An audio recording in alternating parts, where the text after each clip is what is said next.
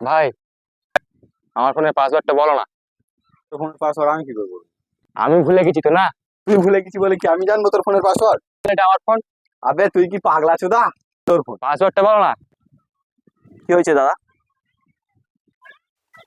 আরে ফোনের পাসওয়ার্ড চাই, তা মারা বলে দে না।